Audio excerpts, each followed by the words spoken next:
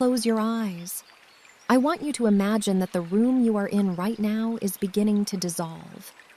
The walls are not drywall and paint. They are thick, cool blocks of sun-dried mud and straw. The ceiling is not a flat white surface. It is a canopy of woven palm fronds, letting in tiny, pin-pricked diamonds of starlight. You are no longer in the rush of the modern world. You are standing on the banks of the Nile in the year 550 BC. The air here is different. It is heavy. It carries the weight of the river, a scent of wet earth, crushed green reeds, and the faint, spicy drift of frankincense burning in a nearby shrine. Feel that air enter your lungs. It is warm, but as you exhale, you feel a deep, settling coolness in your chest. Welcome back to History's Wicked Women. Tonight, we aren't just uncovering a story, we are living one. This is a sweet dreams journey into the real woman behind the Cinderella myth. Her name was Rhodopis, and her life was far more dangerous, beautiful, and wicked than any fairy tale. Before we sink into the silt of the past, do me a small favor. If you find peace in these journeys, subscribe to the channel and hit that notification bell. We are building a sanctuary here, and your presence makes the fire burn brighter. And for the comments tonight, I want you to imagine you are lying on a roof terrace overlooking the ancient Nile. The stars are so bright they cast shadows. As you drift off, what is the one ancient scent you'd want to catch on the breeze? Is it the lotus, the wood smoke, or the salt of the distant sea? Tell me in the comments. I'll be there reading them as we all find our rest. Now, let the 21st century fade. The river is calling. To find the bed of the real Cinderella, we have to start where she began, far from the Egyptian heat. Imagine a girl born in the rugged, pine-scented mountains of Thrace. Her first memories aren't of desert sand, but of cold mountain streams and the scent of crushed needles. She was a Greek girl, known for her startlingly pale skin and cheeks that flushed pink at the slightest exertion. Rhodopis, the rosy-cheeked one. But history is a jagged thing. Imagine the sound of the raids, the sudden clatter of bronze shields, the smell of smoke that wasn't from a cozy hearth but from a village in distress. Rhodopis was taken. I want you to feel the transition in your own body. Feel the change from the solid ground of her home to the unstable, rhythmic rocking of a slave galley. Creak, sway, thud, creak, sway, thud. The ship moves across the Mediterranean. The water is a deep, terrifying blue, the color of a bruise. Rhodopis is chained, but even in the dark of the hold, she listens. She learns the rhythm of the oars. She learns that the sea, like life, has a pulse. Listen to that pulse now. It is the sound of your own heart, slow, steady, rhythmic. She isn't a victim in her mind. She's a survivor. She watches the way the light hits the salt crystals on the wooden hull. She finds the beauty in the grain of the timber. Even in the hold of a ship, she is preparing for the wickedness of survival, the refusal to be broken. The ship moans as it settles against the stone pier of Necrotis, a wooden beast finally finding rest after the long, salt-crusted journey across the Mediterranean. This is the Greek gateway to Egypt, a city that exists in the tension between two worlds, and for Rhodopis, it is the threshold of an entirely new existence. As the gangplank drops with a heavy, hollow thud against the limestone quay, the heat doesn't just greet her, it hits her like a physical weight, a solid wall of golden pressure that pushes the very breath back into her lungs. It is a dry, ancient heat, one that carries the scent of sun-baked dust, river silt, and the crushing gravity of an empire that was already old when the gods of her homeland were young. Rhodopis steps onto the stone. Her sandals, worn thin by the voyage, feel the stored fire of the Egyptian sun vibrating through the granite. She is a commodity. She is sold. But the hand that guides her belongs to a man named Iadman, a master who possesses the rare and dangerous clarity to see that her beauty is not a mere ornament, but a raw form of power. He does not lead her to the kitchens or the slave quarters of a common villa. Instead, she is brought to a house of white stone that seems to shimmer with its own inner light, its high, narrow windows draped in Tyrian purple silks, a color so deep and costly it looks like the sea at midnight. To walk with Rhodopis through the market of Naucratis is to walk through the beating heart of the world's commerce.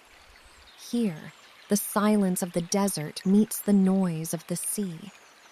It is a sensory assault, a place where the air is thick with the possibilities of transformation. The sound is a cacophony of human ambition. You hear the sharp, musical Greek of the sailors, their voices rising and falling like the waves they've just conquered, clashing against the deep, resonant, rhythmic Egyptian of the priests, which sounds like the slow pulse of the Nile itself. And beneath it all is the true language of the city, the rhythmic, metallic heartbeat of silver coins being weighed on bronze scales. Chink, chink, slide. It is the sound of value being assigned to every living thing. Rhodopis moves through this chaos like a ghost in the machinery of trade. She runs her hand over a bolt of that same Tyrian silk displayed in a merchant's stall. It is cool and unnervingly slippery, like water held in a cloth, a texture that feels more like a liquid than a weave. Her eyes take in the mountains of spices, turmeric the color of a dying sun, cinnamon bark curled into tight, brittle scrolls like the secret records of an ancient library, and heaps of gray sea salt that sparkle with a cold, jagged light. She is a silent observer, but her mind is a sponge. She is learning the weight of gold, the value of silence, and the realization that in this land, a wicked woman, one who steps outside the bounds of the loom and the hearth, can become a queen if she understands how to navigate the stillness between the noise. In the stories we tell today, the girl who would be queen is defined by her labor in the soot. She scrubs the floors. She picks lentils from the ash. But for Rhodopis, the scrubbing was a far more grueling refinement of the soul. She was not trained for the domestic. She was trained as a hetera. These were the most educated women of the ancient world, women whose primary labor was to master the mind rather than the broom. Her cinders were the hours spent under the flickering light of an oil lamp, studying while the rest of the city succumbed to sleep.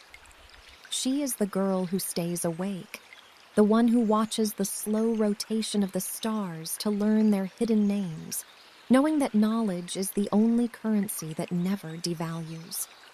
Imagine her now in a cool, shaded room during the breathless heat of the afternoon. The world outside is a furnace, but inside, the air is still and expectant. She is learning to read the complex pictorial language of the Egyptians, a script where a symbol is not just a sound, but a doorway to a concept. She traces the shapes of the hieroglyphs with her finger, feeling the texture of the papyrus, a bird, a reed, a sun disk. Feel the tip of your own finger tracing a circle in the air right now, smooth, slow, deliberate. This is the rhythm of her education. It is not about speed. It is about the precision of the strike. And there is the music. She practices the lyre, an instrument that is as much a piece of mathematics as it is art. The frame is made of polished tortoiseshell, cold and smooth against her thigh. The strings are dried gut, stretched to a tension that hums even when untouched. When she plucks them, the sound is low, vibrating and visceral. Thrum. It is a sound that doesn't just enter the ears, it vibrates in her chest, and if you listen closely, it vibrates in yours. It is the sound of strings being pulled tight, the sound of a woman preparing herself to play the greatest game of all. She learns the art of the wicked wit, the ability to weave a conversation that can hold a poet's heart and a king's attention simultaneously. She is building a palace of the mind, laying one stone of logic and one stone of charm at a time, creating a fortress that no army can besiege. She is the girl who watches, the girl who remembers, the girl who waits for the moment when the world's guard is down. In Egypt, the noon sun is not a mere celestial body. It is a god, and it demands total, unblinking surrender. As the sun reaches its zenith, the city of Naucratis falls into a deep, heavy, suffocating silence. The busy streets empty.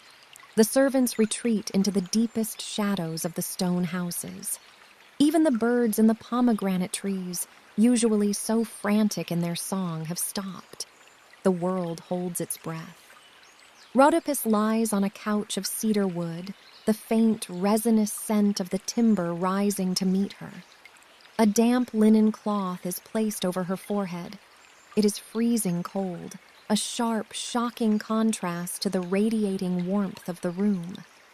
You can feel that coldness now, a refreshing, icy line drawn across your brow that makes the rest of the world feel distant. Beside her, a bowl of water sits filled with crushed mint leaves. The scent is sharp, green, and piercing. It clears the head. It makes the thick, heavy air feel thinner, sharper, and easier to breathe. The rosy-cheeked one feels the weight of her own history in this stillness. She thinks of the mountains of Thrace, the cold winds, and the rugged life she once knew.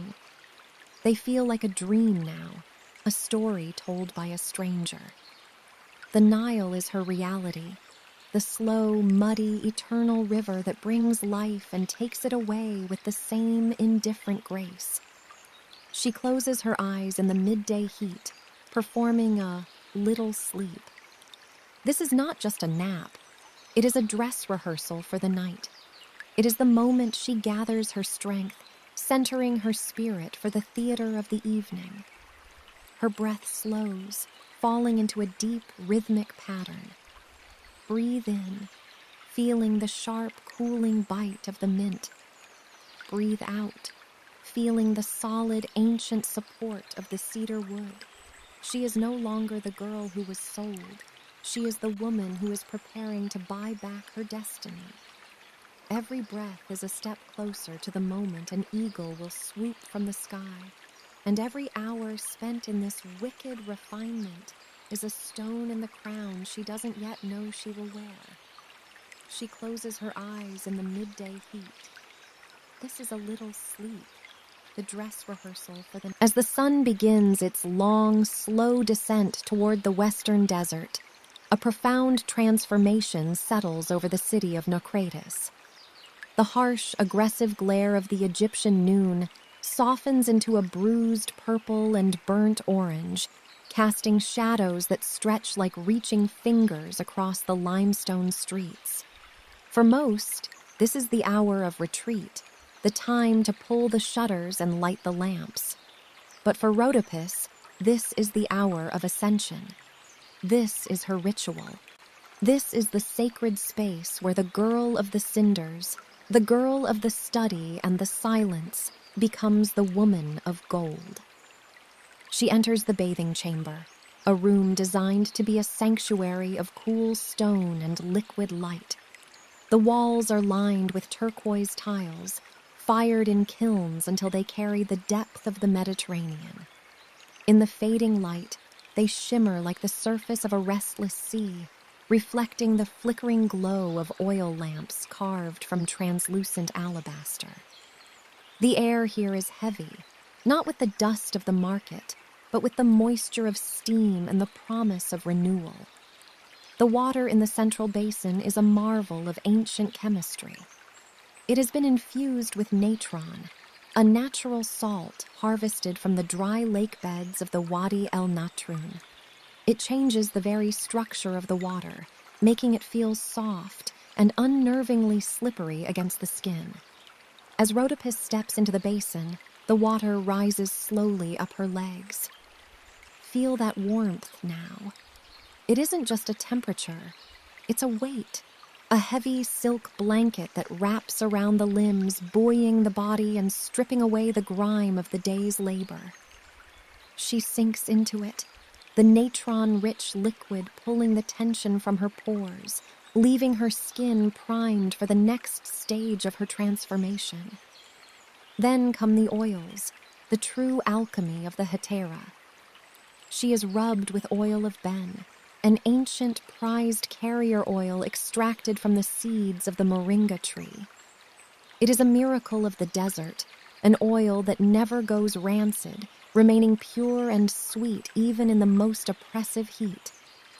It has been blended with the resin of the terebinth tree, a combination that creates a scent profile found nowhere else in the world. It smells of deep pine and wild golden honey. Imagine the friction now, the steady, rhythmic pressure of the oil being massaged into your shoulders. Feel the thumbs of the servant unknotting the tension in your trapezius, one muscle at a time, smoothing the skin until it glows with the luster of polished bronze. Nearby, resting on a marble plinth as if it were a religious icon, sits the object of her secret pride, her sandals. In the traditional tales, the slipper is made of cold, unyielding glass, a fantasy of fragility. But the sandals of Rhodopis are made of reality. They are crafted from the finest goatskin leather, supple as a second skin, dyed a vibrant, pulsing red, the color of a heartbeat. Along the straps, they have been gilded with real gold leaf, beaten so thin it feels like a breath. They are the only things she brought from her life of freedom in Thrace, the only remnants of a girl who once ran wild through mountain forests. They are her glass slippers, but they are built for a woman who intends to walk, not just to dance. She looks at them, and a quiet, terrifying certainty settles over her. She isn't waiting for a prince to stumble upon her in a moment of luck. She is waiting for the world to catch up to her, to recognize what she has already become, through the sheer force of her will and her intellect. Outside, the sun has become a giant, pulsating red-orange orb on the horizon, bleeding its light into the clouds until the sky is the color of a bruised peach. Rhodopis stands by the outdoor cooling pool, her skin still damp, her red sandals glowing in the twilight. The wind suddenly shifts, turning from a warm southerly breeze to a sharp electric gust from the north. A shadow falls over her, a shadow so vast and sudden it feels as though a cloud has moved to cover the sun. Whoosh! The sound is massive, a rhythmic thumping of heavy air. An eagle, the undisputed messenger of the gods, a creature of high altitudes and cold blood, drops from the sky with the speed of a falling star. In this moment, it is not a bird of prey looking for a meal. It is a bird of destiny, an agent of the inevitable. With a precision that defies the laws of nature, it stoops low, the wind from its wings whipping Rhodopis's hair across her face. It reaches down with talons of cold iron and snatches one of the red sandals from the marble plinth. Listen to the sound of those wings as the bird climbs back into the darkening sky. Flap, flap, flap. The sound recedes, growing fainter as the eagle moves with purpose toward the south. Rhodopis stands in the absolute silence that follows. She does not scream. She does not cry out to the gods or lament her loss. She simply watches the silhouette of the bird disappear toward Memphis, the ancient, sprawling city of the pharaoh. She stands with one foot bare on the warm, sun-soaked stone and one foot still clad in red and gold. In her heart, she feels a metaphorical click, the sound of a key turning in a lock. The gears of history have moved. The wicked girl from the mountains, the woman who refused to be small, has just sent a message to the king of the world, delivered on the wings of a god. The blue hour has arrived. This is that fleeting, magical window in the Egyptian evening when the sky turns a color so deep, so saturated with indigo, that it feels like you could lean forward and drown in it.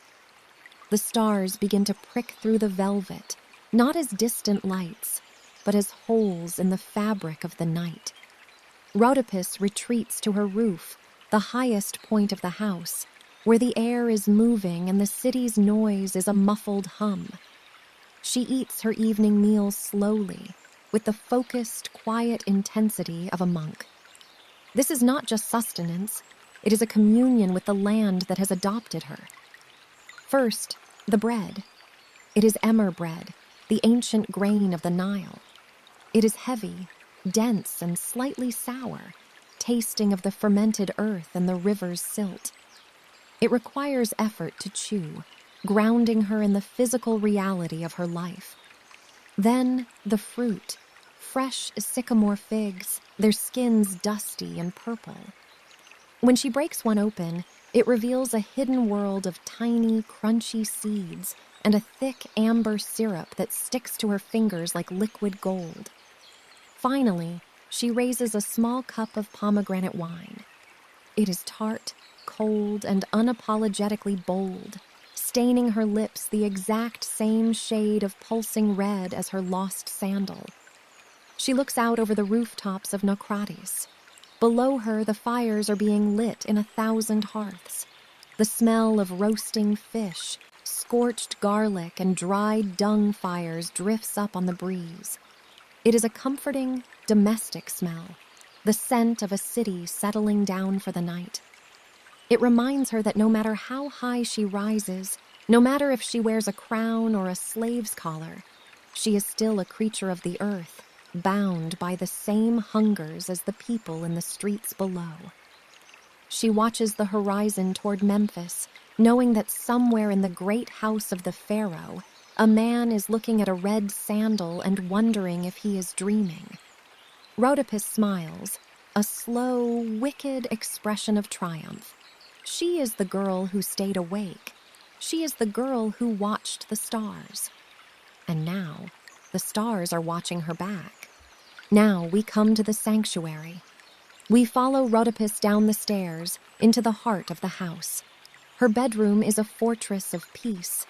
The walls are 3 feet thick, made of mud brick that has been plastered and painted with scenes of the river, long flowing reeds and blue herons.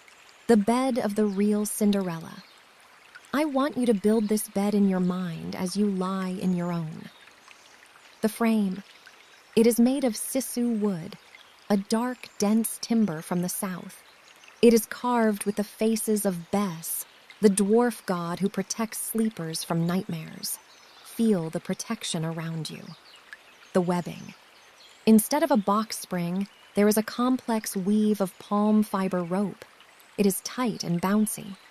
As she lies down, the bed sings a little, a high-pitched creak of the rope settling. The linen. On top of the rope are 10 layers of the finest linen in the world. It is called king's linen. It is so smooth it feels like cool water. She sits on the edge of the bed. She removes the remaining red sandal. She sets it on the floor. It looks lonely there, waiting for its partner. She unfastens her linen robe. It falls to the floor with a soft shht. She is left in her thin shift. She climbs into the bed. Rhodopis lies on her back. In Egypt, they did not use soft pillows. She places her neck into a wooden headrest. It is shaped like a crescent moon, carved from smooth, dark sycamore. At first, it feels strange, but then she feels her spine align. She feels the weight of her head being taken by the wood. Her jaw relaxes. Her ears are open to the night. The the sound of the river. The Nile is only 100 yards away, lapping, lapping, lapping. It is the sound of time itself, the sound of the wind. It whistles through the palm fronds on the roof. Shh, shh. The sound of the heart, her own heart, slowing down, matching the rhythm of the river. She is not thinking about the pharaoh. She is not thinking about the eagle. She is thinking about the sensation of the linen against her heels. She is thinking about the way the air feels on her arms. Imagine your body is becoming like the silt at the bottom of the Nile. The silt is fine, dark, and incredibly heavy. It has traveled thousands of miles from the mountains of Ethiopia to be here, at the bottom of the river. It is at perfect rest. Your feet, they are sinking into the cool, dark silt. Your legs, they are being covered by the slow, gentle current of the water. Your torso, it is being cradled by the riverbed. Your mind, it is like a leaf floating on the surface of the Nile. It is moving, but it doesn't have to do any work. The river is doing the work for you. Rhodopis is dreaming now. This is the first dream, the dream of the mountain. She sees the snow of Thrace. She feels the cold wind. But in the dream, the snow turns to white linen. The cold wind turns to the scent of frankincense. She is safe. She is home, even though she is thousands of miles away. She is the girl of the cinders, but the cinders have turned to stars. The moon is now high over Egypt. It is a silver disk that turns the desert into a sea of mercury. In the house of Rhodopis, the oil lamp has gone out. There is only the silver light coming through the high window. It hits the red sandal on the floor, making it look like a drop of blood in the moonlight. Rhodopis shifts in her sleep. The palm fiber ropes of the bed creak softly. Kriak. It is the only sound in the room. She is in the deep sleep now, the sleep of the wicked, the sleep of those who have fought for their place in the world and won. You are with her. The 21st century is a ghost. The 1st century BC is the reality. Breathe in the ancient dark. Breathe out the modern light. The first movement of our journey is coming to an end. The river is wide, and we have many miles to go before the dawn. But for now, there is only the bed, the linen, and the moon. Sleep, sleep, sweet dreams. The royal barge of the pharaoh does not arrive with a whisper. It arrives with the thunder of 100 oars striking the Nile in perfect unison. As the golden prow carves through the water toward Naucratis, the city falls into a stunned, reverent silence. The messengers have traveled the length of the delta, carrying the red and gold sandal like a holy relic, searching for the foot that matches the wicked elegance of the leather. When they reach the house of white stone, Rhodopis does not hide. She does not cower in the kitchen or wait for a summons. She descends the stairs with the measured grace of the hetera she was trained to be, her spine aligned by the years of study and the discipline of the wooden headrest. She wears the remaining sandal, the gold leaf catching the Egyptian sun, a silent declaration of her identity. As the pharaoh's vizier kneels to place the lost sandal on her foot, the fit is more than physical. It is a locking of gears. The rosy-cheeked girl from the mountains of Thrace is no longer a guest of Egypt. She is its destiny. She is taken south, toward the sprawling, sun-drenched palaces of Memphis, where the pharaoh Psamtik waits. In the traditional stories, the prince falls in love with a girl at a ball. But in the life of Rhodopis, the pharaoh falls in love with a mind. He finds in her a woman who can discuss the philosophies of the Greeks, the movements of the stars, and the economics of the Mediterranean. She does not just enter his bed, she enters his councils. She becomes his great royal wife, the queen of the two lands, moving from the cinders of her past to the pinnacle of the ancient world. Her wickedness, her refusal to be a silent domestic shadow, is exactly what makes her the most powerful woman in the empire. She rules with a wit that is as sharp as a ritual blade, and a heart that never forgets the weight of the sun-baked key where she first stepped onto Egyptian soil. She commissions monuments that rival those of the old kings, ensuring that the name Rhodopis is etched into the very stone of the earth. As the first light of the Egyptian dawn begins to pale the sky over Memphis, we leave Rhodopis in her sanctuary.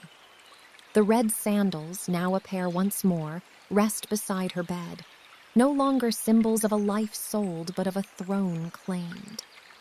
You have walked the key of Naucratis, breathed the mint and cedar of her chambers, and felt the weight of the Nile's silt as you drifted into the deep, protected sleep of the wicked. The story of the girl from the mountains who became the queen of the two lands reminds us that even when our world is reduced to cinders, the stars are always watching, waiting for us to learn their names. Thank you for spending these quiet hours with history's sweet dreams. If this journey into the life of the real Cinderella Rhodopis brought you the rest you were seeking, please take a moment to like this video and subscribe to the channel. By hitting that notification bell, you ensure that you'll never miss our next descent into the beautiful, dangerous, and immersive world of history's most formidable women. Before you fully drift away, I'd love to hear from you in the comments. If you were standing on that roof terrace tonight, looking out over the silhouette of the pyramids under a silver moon, what is the one secret you would whisper to the ancient night? Sleep deeply. The river is calm and your journey is just beginning. Sweet dreams.